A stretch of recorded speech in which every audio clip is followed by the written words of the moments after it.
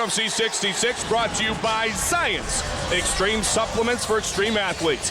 Forrest Griffin, 4 years younger than the Dean of Mean, Keith Jardine. Everything else is virtually the same. We've waited, we've talked about it, now let's get the official introductions. And for that, once again, here's Bruce Buffer. Ladies and gentlemen, this UFC bout is sanctioned by Mickey's Fine Malt Liquor, the official beer of the UFC. Mickey's Get Stung and Amp Mobile, more mobile than you're used to. And now, 3 rounds of fighting in the UFC Light Heavyweight Division. Introducing first, fighting out of the blue corner. This man is a mixed martial artist who holds a professional record of 11 wins with 3 losses and 1 draw. Standing 6 feet 2 inches tall, weighing in at 205 pounds. Fighting out of Albuquerque, New Mexico, the Dean of Mean, Keith Jardine.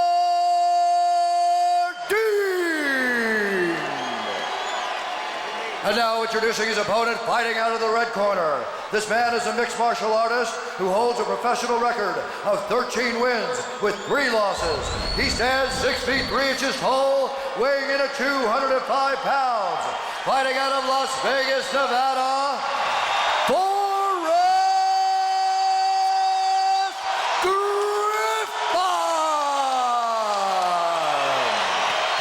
And when the action begins, our referee in charge of the octagon is Big John McCarthy.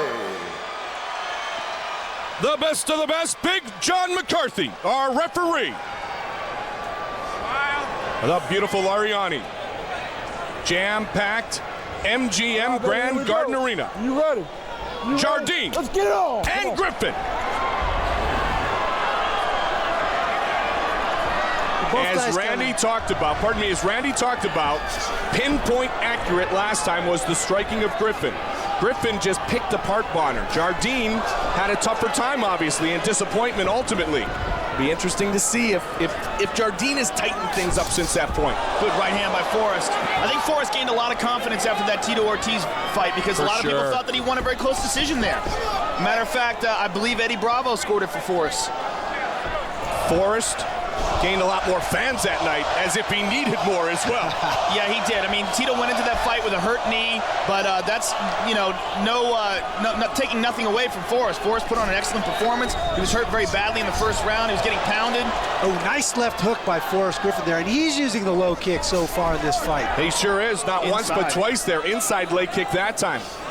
His hands are very crisp. Marked improvement in this fight.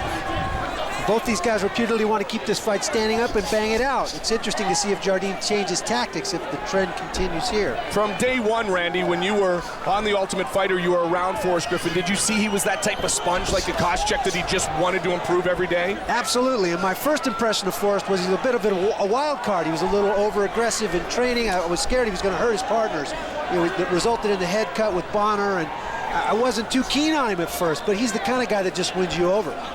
And you guys have spent a ton of time together training in Las Vegas since that point. Jardine out of that very fine camp, led by Diego Sanchez, of course, Ultimate Fighter winner. So far, what I'm seeing is Forrest picking apart Jardine with stand-up. Which is what I kind of alluded to, Joe, because we saw him do it to Bonner. He picked him apart. It was different than the slugger we saw in the Stephan Bonner-Forrest Griffin fight on the Ultimate Fighter 1. It was much different. It was much more regulated and tactical. It was much more precise. It's much more composed. He sits in the pocket. He picks his shots. Yeah. He's still slugging. He's just slugging intelligently. Excellent point. And utilizing forearms as well. He comes in tight. He's not afraid to throw those forearms and elbows towards Jardine. Jardine landed a leg kick there, and Forrest got it with his own. Big kick back by Jardine. Jardine with a combination. You see the difference in the way Jardine punches. He's punching with his arms, and he's kind of punching tight with his muscles, whereas when Forrest punches, Forrest is punching much more technically. Jardine similar to Bonner. Jardine even more so with the arm punches. Yeah. A little more flat-footed. Yeah. He doesn't rotate and turn his hip over when he throws the punches. Yeah, exactly. He's much more plodding. That being said, if he catches you to a big one, it might be nighty-night. Especially with those leg kicks. I mean, he has a real ability to take guys out with those leg kicks. And Randy, isn't that a big key for Jardine? He can start chopping Forrest down, and then he's not going to be as nimble on his feet. Absolutely. It'll affect Forrest's mobility, his footwork, and it gives you something else to think of at a different level. You got to worry about that next kick because that hurts. It's like getting hit in the thigh with a bat. So far, Forrest has been landing more leg kicks, though, in this fight. Forrest was joking. He said, maybe we'll try out that ground thing sometime that I heard you can use in mixed martial arts. So far, it doesn't look like either man's thinking about that. Good right hand by Forrest. They are happy to put on a show. Good straight left.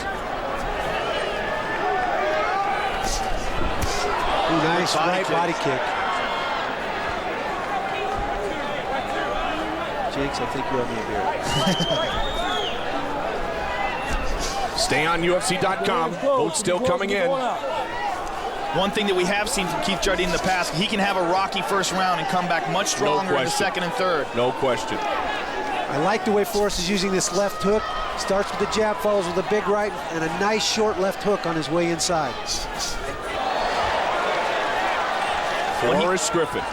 When he fought Wilson Govia, he was losing that first round and losing in the striking, losing pretty clearly. But boy, did he come back and turn it around in the second and third rounds to win a decision.